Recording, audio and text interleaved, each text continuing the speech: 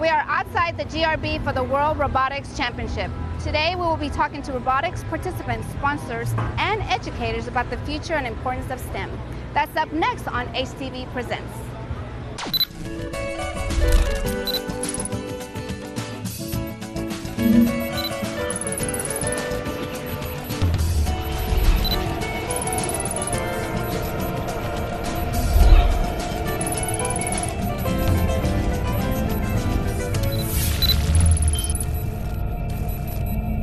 Welcome to HTV Presents. I'm Blanca Beltran. Today we are going to take you on a journey exploring the world of STEM robotics. But first, we spoke to the president of First Robotics, Don Bo-C, where he came to the HTV studios where he explained what it all is about.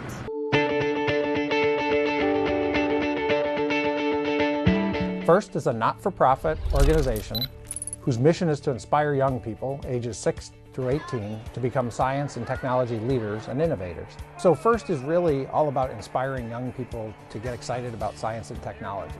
And we do that by marrying sports and entertainment with the rigors of science and technology. So we have this whole host of programs that are primarily after-school programs, oftentimes using robotics as an engaging platform to get kids excited. So much how kids get excited about football and join the football team, here we want to get kids excited about science and technology and get them to join the First team. And at the high school level, we have First Robotics Competition, and then First Tech Challenge, First Lego League, and First Lego League Junior, going all the way down from grades 12 down to kindergarten.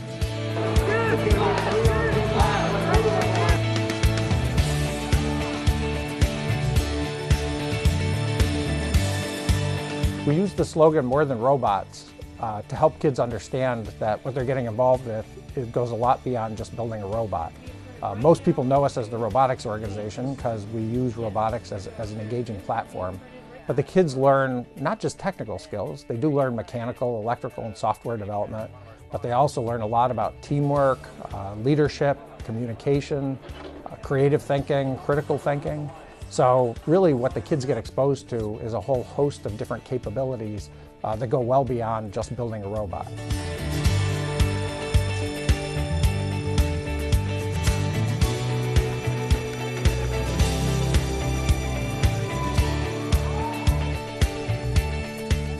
Gracious professionalism is one of our core beliefs. It's all about teaching kids how to be respectful of others, how to be professionals, even when you're met with disappointment or setbacks, how you pick yourself up, dust yourself off, and continue to move forward.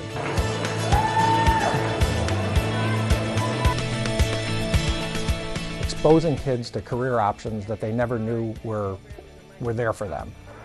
And this is particularly true and very eye-opening for kids who come from underserved or less privileged communities where even their parents don't know what an engineer is or what a scientist does.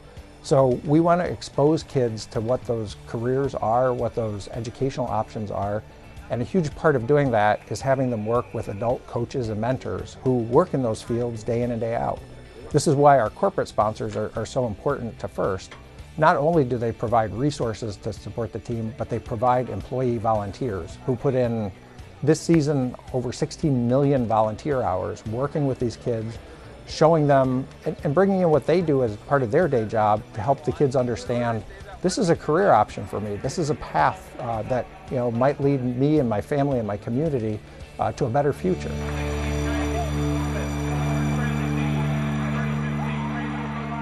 Oh, I like that term of gracious professionalism. Now, as you can see, we are inside the GRB, and we're here at the Innovation Fair, where we're going to be taking a look at what's inside. So come on, let's check it out.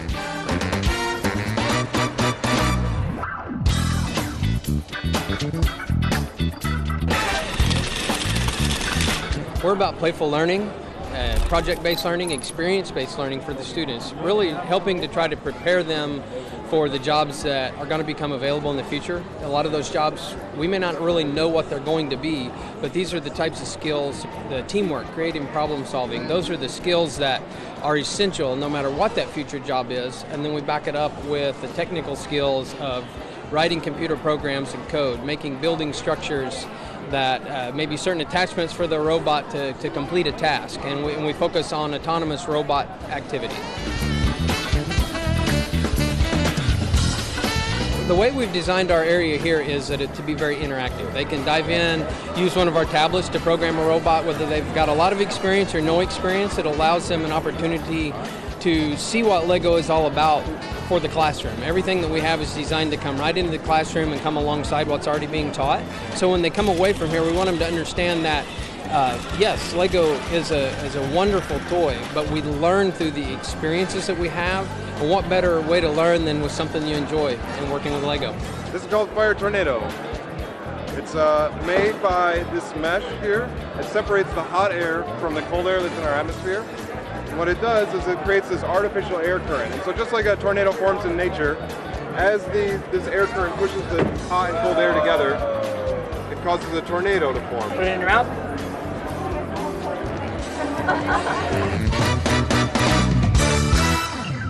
Hey, look at this. What's going on? Hi, Keith. Keith, that's an awfully big camera. I think you're overcompensating. How do I look? Good? I'm Herbie the Dowback from Dow Chemical. Nice to meet you. It's a pleasure. Coming up next on HTV Presents, a word from the City of Houston Director of Education. And we caught up with some local robotics teams as we find out how STEM has changed their lives. And later in the show, the global impact of robotics.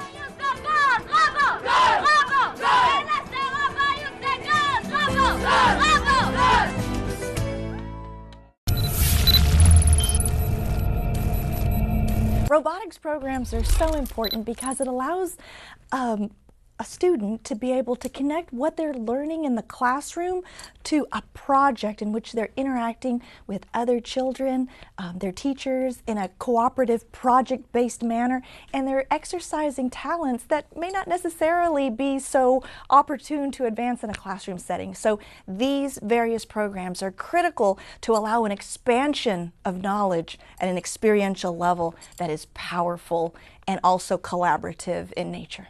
Welcome back to HTV. We had the opportunity to visit with a couple of local STEM teams. First, we have Team Error 404. STEM, from the very beginning, has given more opportunities than probably anything else I could have found.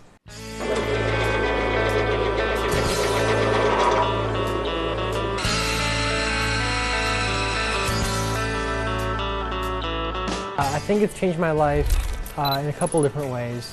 Mainly in what I wanted to do with my future.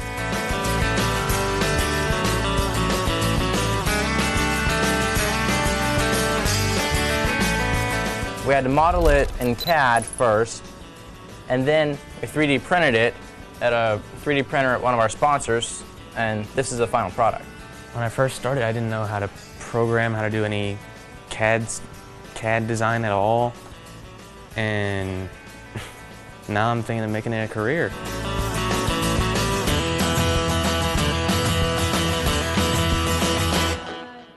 I am the main documenter on the team, and we have to have an engineering log and an engineering notebook for our season. So basically what I do is I document in a notebook. We work on Google Docs. This is the CAD drawing of the plate that was just cut on the laser cutter.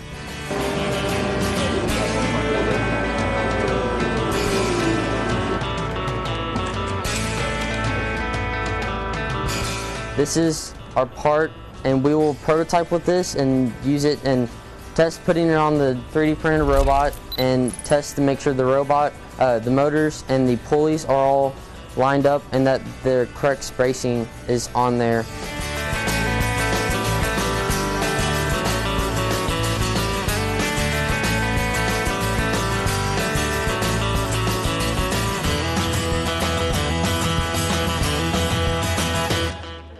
It'll go here, and we're printing these on, we printed these on the Gigabot. I'm in charge of maintaining social media. I update the website, which we have on Wix, and I do a bit of graphic design for our team. I focus more on the, I guess, administrative aspects of the team, such as like project management or budgeting and financials, stuff like that, documentation. It's just amazing how far technology has come, that we're able to tell the computer what we want, and then a machine will just print out exactly what we've specified. Two motors here. Cooperation and gracious professionalism. Those both mean you want to strive to do your very best. But your very best includes making sure that everybody else does their best.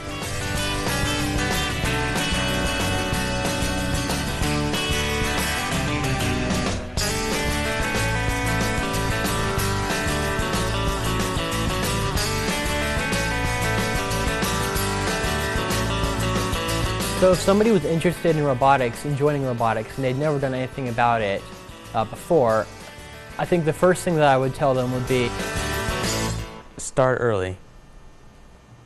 The earlier you start, the more you know in the end.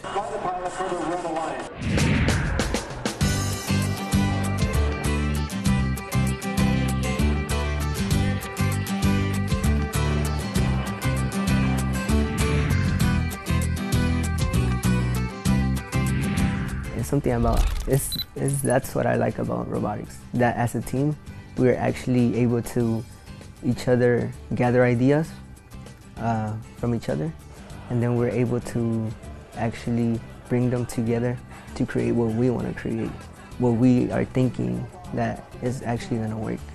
So it's frustrating, and it is, but I mean, we overcome it. Well, it's pretty exciting because like most people like think that you can't do it because of your ethnicity or something, and then when they see you competing or that your robot is doing good, you get excited that you're progressing or you're doing good. So yeah, it's pretty exciting.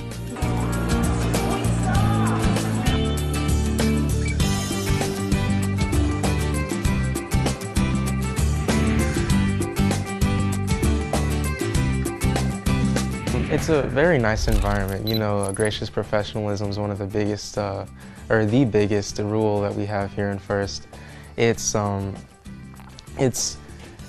really as hostile as some people believe it to be. It's a very nice and welcoming environment. All the teams are always willing to help, you know, and it's always easy to go and help a team with whatever they need. There's always something to do in the competition and the pit floor. And you'll have one over like this. Okay. Oh, I see. I got you. Yeah. When I talk about team, it's not only a team, it's more family, because we came from different places and unite as the team we are in order to help. And it's more about gracious professionalism, not only about only us as a team. It's about helping others as well. Just not one person with knowledge, and when other people are coming in and helping and borrowing stuff, it's just like a graceful atmosphere, because it's not one person saying no, everybody is yes, and everybody is willing to help each other.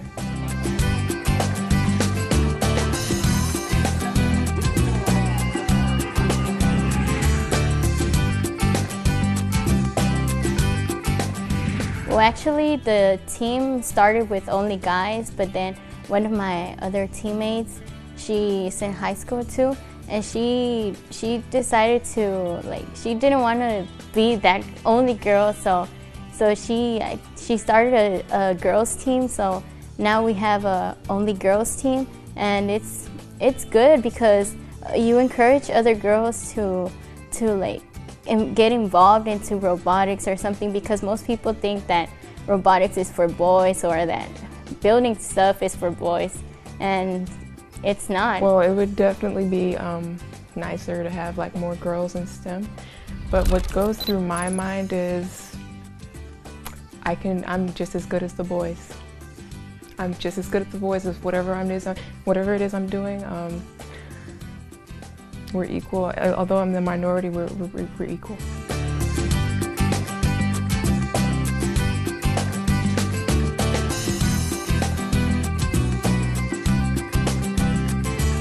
STEM to me, STEM in science, technology, engineering, and math, that's my whole life. And I like it. I don't like it. I love it. Those students are very passionate about their team. Also, we learned that one of the students from Era 404 will be interning at NASA. Good for him. HTV correspondent Mel Rose talked with some students who traveled from South Africa to participate in the World Robotics Championship here in Houston. That's coming up next. Double check the truck. Also, without these guys, many teams in the STEM programs would not exist. We are talking about sponsors and mentors. And the team from the Woodlands got to show off their robot at one of the biggest events in the world. Stay tuned.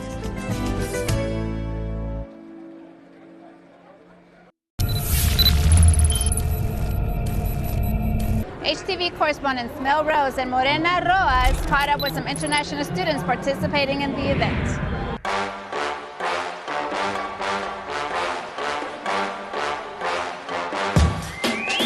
Where are you guys from? We are from Puebla, Mexico. Mexico. Where are you guys from? We're from Qatar. We're from the Bahamas. Okay, you guys, tell me the name of your group. FDS1. And tell me a little bit about your robot. Wow, it's a very, very great robot. It can do a lot of works. And it can lift in a big wall at its campus. It can also launch many particles. We have great confidence with our robot.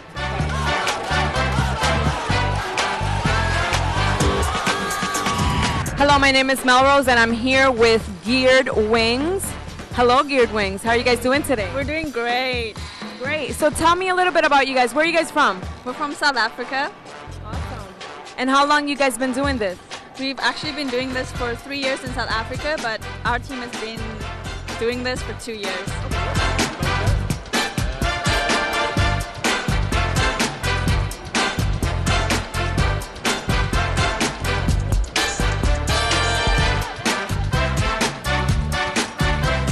Are you guys excited? Yeah, of course. It's the first time participating in this competition and going to the United States. So it's good to have friends and all of those. Yeah. It takes teamwork to make a dream work. Tell us a little bit about your creation, what it does, and what the symbolic meaning behind it is. So this robot is designed to complete the game Velocity Vortex, which is this year's FTC challenge. Into our loader, and then when this wheel spins up to speed, the ball will be raised into the wheel, and then it'll shoot out the ramp this way and into the basket.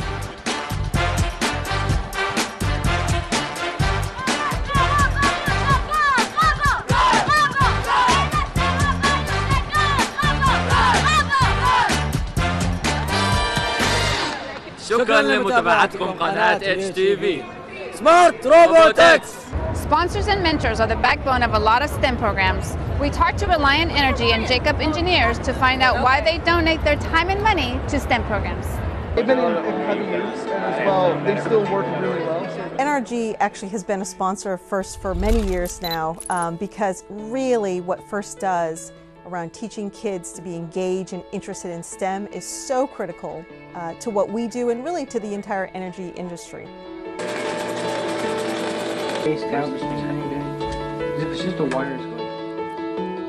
We recognize that science, technology, engineering, and math is very important in our industry. We recognize that these kids here today are the future in our industry, and so that's why we stay involved in it. A lot of our engineers get involved in it, and a lot of us enjoy doing this kind of thing because the work that we're in now, like in my position, I don't get to do this anymore. So it's an opportunity for us to stay involved in the industry.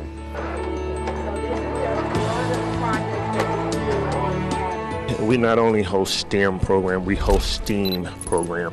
And STEAM is science, technology, engineering, the arts, and math. And we believe that these programs have set us in a position for the future. This is the wave of the future, and we want to expose the children in our community to these programs so they can compete on a different level than what we know at this day. We know that technology is taking over. We know that some people will be replaced by technology. So we want to make sure that our students are aware of what the direction that technology is going in. This is one of the robots that our all-girls high school team built. Somebody always paid it forward to me. And so My thing is that I want to try to spread first as far as I can in the city of Houston. So my team is really based for any students that don't have robotics in their schools. So in turn, I want to help schools that don't have the equipment or the tools or materials to build their robot, to give them a space to do that. It's a way for me to give back to the organization that really got me my start. It really was about finding other people like me who need that spark or have that spark and drive to learn in engineering that I kind of want to meet, and I want to help them become the engineer that I am today. To fan the flames a little bit, and really if I could help another kid who is like me get that drive and passion towards it, he'll end up better than I am. Coming up in our last segment, a local robotics team makes it to the big show. And the sights and sounds from the World Robotics Championships. That's next.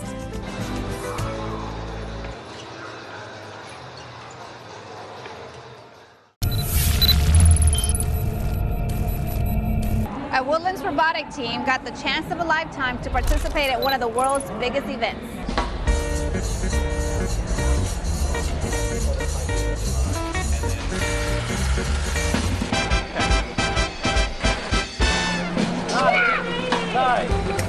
In the fall, and at about October, NRG contacted us and said that we had a month to build a robot that could throw a football for distance, accuracy, kick a football for distance, and then drive an obstacle course challenge. And so we spent those 4 weeks building as quick as we could, but as accurately as we could.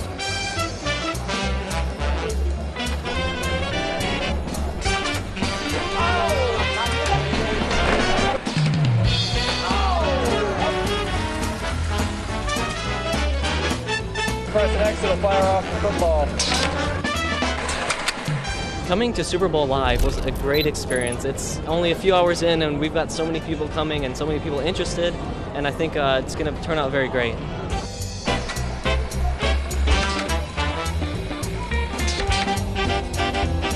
From childhood, a lot of kids have an exposure to engineering and building through Legos, through Lincoln Logs, just through any sort of fun little toy that they can build with. And that really ignites kids' interest in being able to build things with their hands, being able to get in there, solve a problem through what they can build and what they can do. And so whenever they see that they can do this and apply it to real life and apply it to, we're no longer building Lego robots, but we're building 140-pound robots. Like that inspires so many kids, and that's really what inspired me.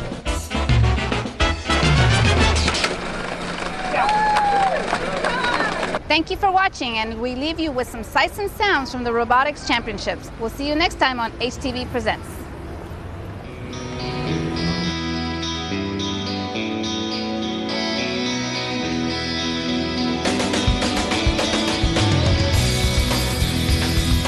It causes a tornado to form, and it brings the hot air up through the center, and it pulls those flames up higher.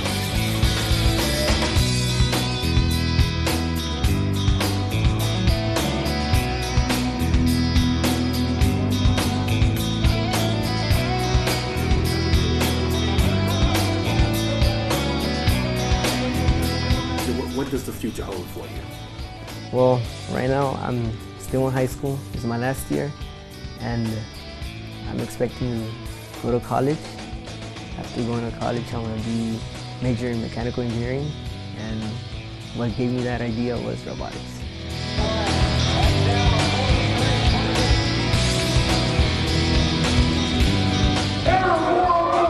The church group could do it. Like, we're just a group of homeschool kids.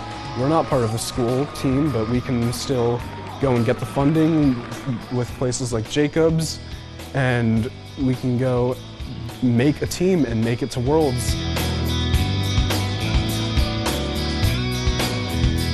Weapons transmission complete. Target destroyed.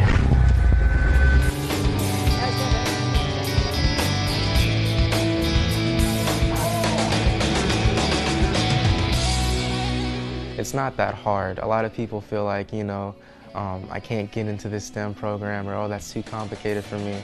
It just takes an open mind and a little bit of hard work.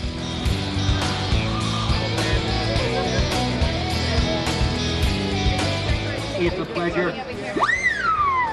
biomedical engineering. That's definitely in my future. That's what I want to study when I go to college.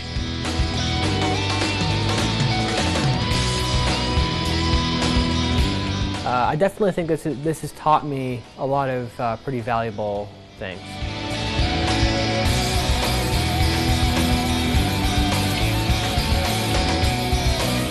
And I like it. I don't like it. I love it.